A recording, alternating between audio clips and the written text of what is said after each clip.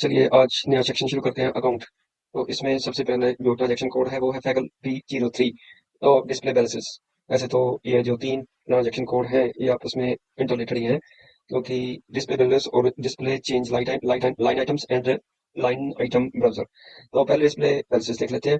तो इसमें क्या है कि आपको particular GL account balance display है इसमें। जैसे फॉर एग्जांपल हम बैंक अकाउंट का देख लेते हैं पहले। जैसे फॉर एग्जांपल 113100 ये हमारा बैंक अकाउंट नंबर है। तो इसमें कंपनी कोड की हुई अपना 13 है और फिजिकल ईयर अपना 2025।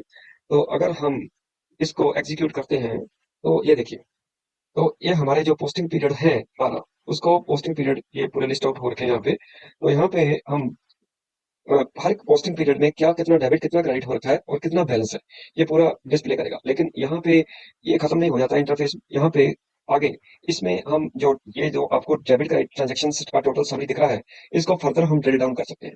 जैसे फॉर एग्जांपल मैं डेबिट आइटम के ऊपर अगर मैं ड्रिल डाउन करूँ, डबल क्लिक करूंगा सॉरी, तो ये देखिए, तो ये 510,000 का जो अमाउंट है वो कैसे बना। इसमें तीन ट्रांजेक्शन है। जो फर्स्ट ट्रांजेक्शन का जो हमने डॉक्यूमेंट एंटर किया था, जो कैपिटल रेज की गई थी, तो उसका है। और उसके अलावा दो और डॉक्यूमेंट्स जो है पेटी कैश के हमने एंटर किए थे, वो दो ट्रांजेक्शन जो है हमारी टोटल ऑल टुगेदर तीन ट्रांजेक्शन इसमें है।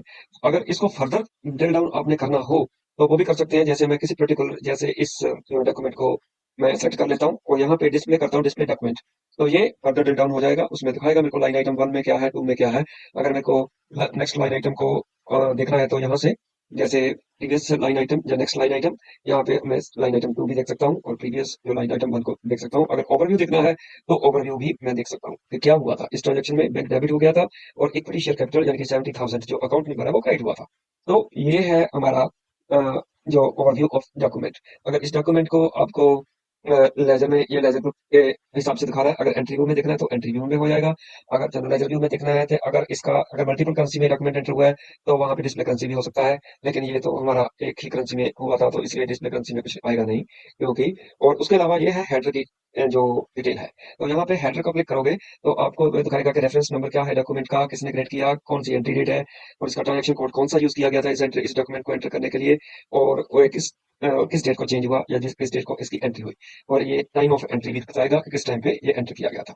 तो देखिए बहुत सारी डिटेल हमें मिल जा सकती है एक पर्टिकुलर इंटरफेस से। हम इसको फर्दर ड्रिल डाउन करके उस डॉक्यूमेंट के बारे में, किसी पर्टिकुलर डॉक्यूमेंट के बारे में हम कंप्लीट डिटेल निकाल सकते हैं उसकी डॉक्यूमेंट की। तो जैसे फॉर एग्जांपल सेकंड डॉक्यूमेंट भी देख लेते हैं एक, बस का अगर ओवरव्यू देख लेते हैं। तो ये देखिए पेटी कैश डेबिट है, बैंक डेबिट है सॉरी, पेटी कैश क्रेडिट हो रखा है इसमें। तो ये जो हमने रिवर्स की गई थी एंट्री, वो एंट्री है ये। तो ऐसे हम फर्दर ड्रिल डाउन करके इस इंटरफेस से तो हम काफी डाउन जा सकते हैं इसको देखने के लिए। और क्रेडिट आइटम्स का भी ऐसे ही हम कर सकते हैं। तो ये दिखाएगा कि कौन कौन से क्रेडिट आइटम्स में, देखिए सभी माइनस जो आइटम्स है। तो इसमें एक और चीज बता देता हूँ इस इंटरफेस के ऊपर, वो है चेंज का, चेंज डॉक्यूमेंट।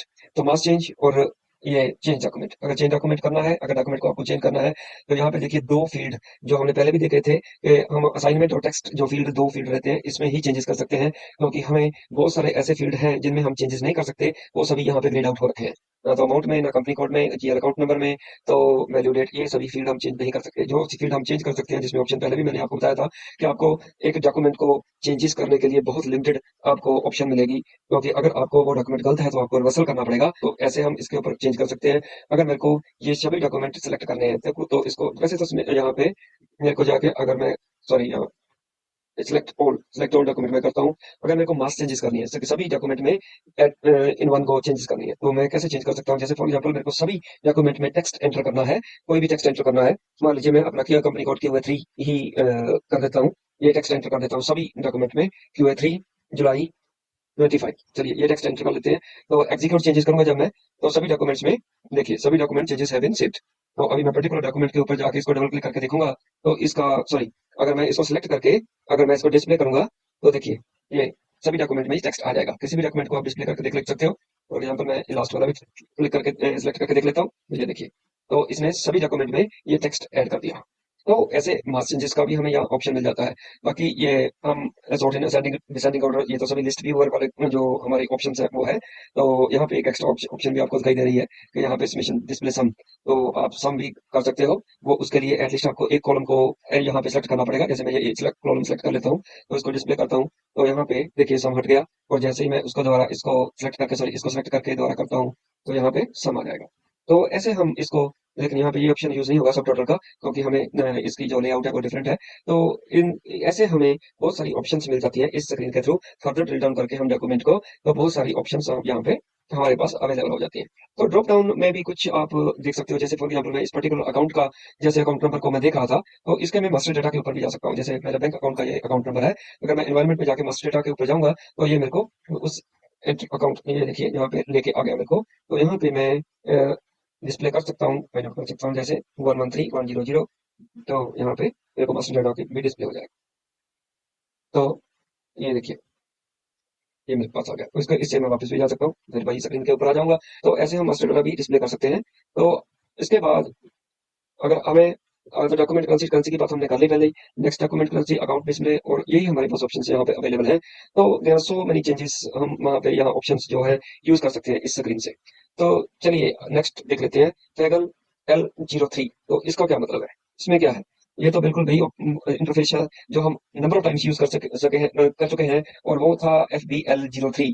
तो ऑल आइटम्स, जैसे फॉर एग्जाम्पल मैं डिस्प्ले कर लेता हूँ। तो यहाँ पे मेरे को ये सभी डॉक्यूमेंट जो 113100 में सभी जो डॉक्यूमेंट है, यहाँ पे ऑल डॉक्यूमेंट मेरे को दिखा रहा है, क्योंकि यहाँ पे ये as a open item management नहीं यूज हो रहा है ये अकाउंट।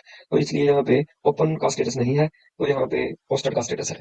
तो ऐसे ये तो इंटरफेस हम काफी बार यूज किया है।